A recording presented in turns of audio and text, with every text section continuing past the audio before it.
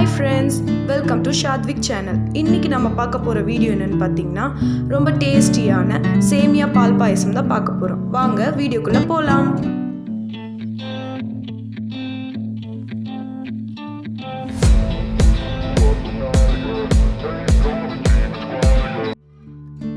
இந்த வீடியோவை நீங்க ஃபர்ஸ்ட் டைம் பாத்தீங்கன்னா மறக்காம லைக் பண்ணுங்க, ஷேர் பண்ணுங்க, கமெண்ட் பண்ணுங்க and மறக்காம சப்ஸ்கிரைப் பண்ணுங்க. வாங்க பால் பாயசத்துக்கு தேவையான இன்கிரிடியன்ட்ஸ் பார்ப்போம். பால் 3/4 லிட்டர், சேமியா 250 கிராம், நெய் 3 டேபிள் ஸ்பூன், ஆச்சி பாதாம் பவுடர் 4 டேபிள் ஸ்பூன், முந்திரி திராட்சை தேவையான அளவு, சர்க்கரை 250 கிராம், ஜவ்வரிசி 150 கிராம். ஃபஸ்ட்டு அடுப்பு ஆன் பண்ணி கடாய் வச்சுக்கலாம். கடாய் நல்லா சூடேறினதுக்கு அப்புறம் ஜவ்வரிசியை போட்டு வறுத்துக்கலாம். ஜவ்வரிசி நல்லா பொரிஞ்சு வெள்ளை நிறத்தில் வர அளவுக்கு வறுத்துக்கணும்.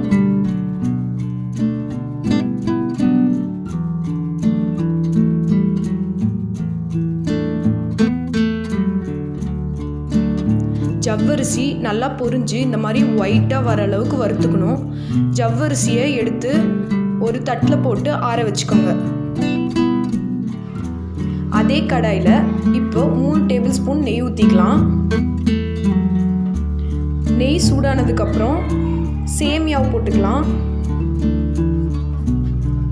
சேமியாவை இந்த மாதிரி நெய்யில் வறுத்து போட்டால் ரொம்ப டேஸ்டியாக இருக்கும்.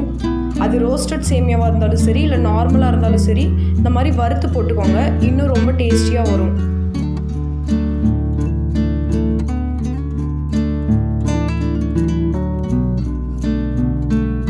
இந்த மாதிரி கோல்டன் ப்ரௌன் வர அளவுக்கு சேமியாவை வறுத்து ஒரு தட்டில் கொட்டி ஆற வச்சுக்கலாம்.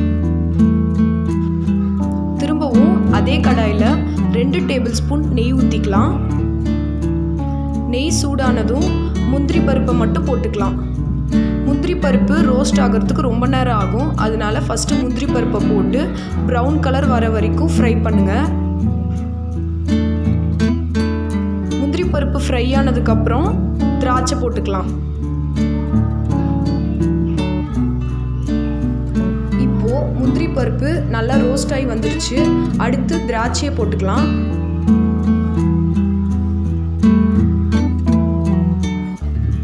திராட்சை நெய்யில் ரோஸ்ட் ஆகி உப்பி வரணும், அது வரைக்கும் ஃப்ரை பண்ணிவிட்டு ஒரு தட்டில் மாற்றி வச்சுக்கலாம்.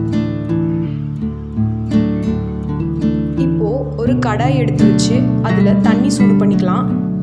தண்ணி நல்லா சலசலன்னு கொதிச்சு வந்ததுக்கப்புறம் ஜவ்வரிசியை போட்டுக்கலாம். ஜவ்வரிசி ரொம்ப நேரம் கொதிக்க வேண்டாம், ஒரு 2 மினிட்ஸ் கொதிச்சா போதும்.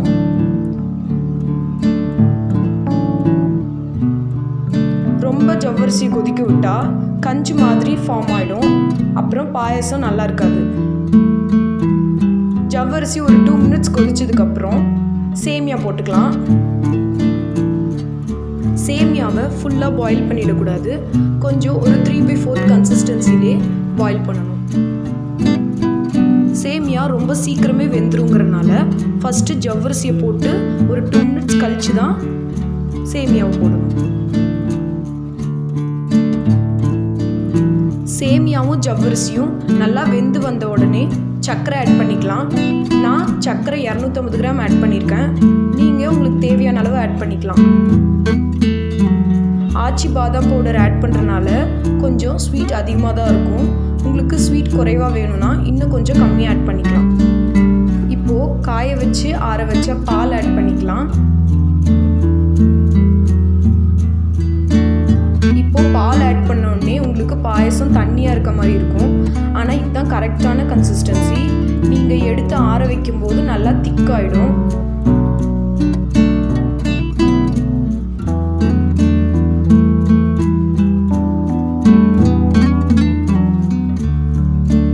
நெக்ஸ்ட்டு பாதாம் பவுடர் ஆட் பண்ணிக்கலாம். பாதாம் பவுடர் உங்களுக்கு தேவையான அளவு ஆட் பண்ணிக்கலாம். நான் 3 டேபிள் ஸ்பூன் ஆட் பண்ணியிருக்கேன், உங்களுக்கு எவ்வளோ வேணுமோ அவ்வளோ ஆட் பண்ணிக்கலாம்.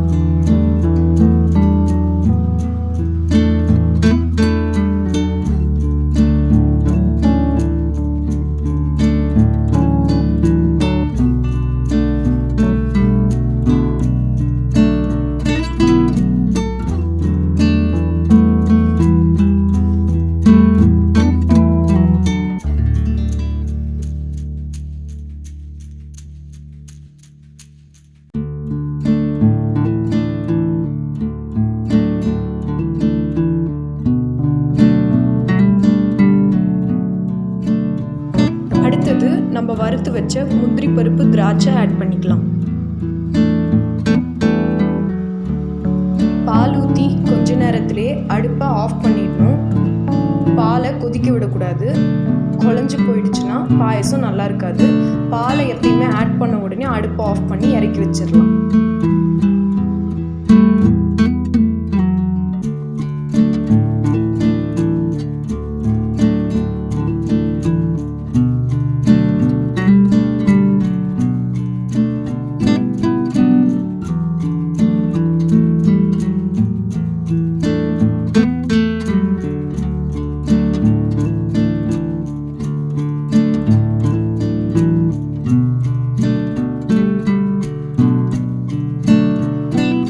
ரொம்பவே டேஸ்டியான பால் பாயசம் ரெடி ஆயிடுச்சு. இந்த வீடியோ உங்களுக்கு பிடிச்சிருந்துச்சுன்னா லைக் பண்ணுங்க, ஷேர் பண்ணுங்க, கமெண்ட் பண்ணுங்க. மறக்காம ஷாத்விக் சேனலுக்கு சப்ஸ்கிரைப் பண்ணுங்க. Bye friends.